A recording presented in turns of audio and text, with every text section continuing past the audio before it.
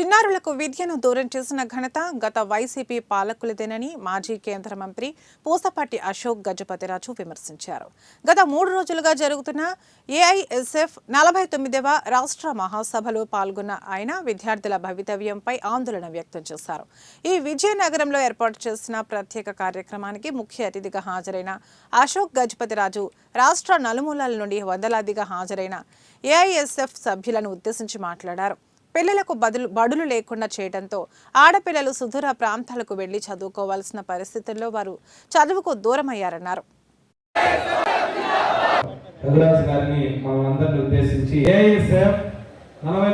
రాష్ట్ర మహాసభల ఆహ్వాన సంఘ చైర్మన్ కోరుకుంటా ఉన్నాం.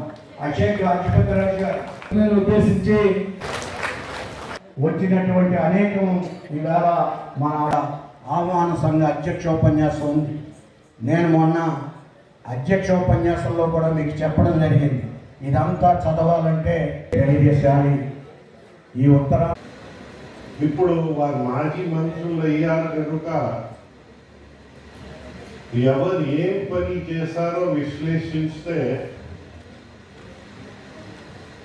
దీంట్లో మిగతా నలుగురు వారు వచ్చేటప్పుడు ప్రయత్నించి విద్యని ఎక్కువ మందికి అందించడానికి ప్రయత్నించారు. స్కూల్స్ పెరిగాయి, విద్యార్థులు పెరిగాయి, ఇవన్నీ జరిగాయి. అయితే బొత్స సత్యనారాయణ గారు ఒక డిఫరెంట్ యాంగిల్లో వెళ్ళిపోయారు. 10,50,000 మంది పిల్లలకి బడి లేకుండా చేశారు. మా విజయనగరంలోనే 5 ఇన్స్టిట్యూషన్స్ పోయాయి. అయితే ఈ విజయనగరం అంటే అర్బన్ ఏరియా కనుక ఆల్టర్నేటివ్స్ కనిపిస్తాయి. ఇప్పుడు సాలూరు లాంటి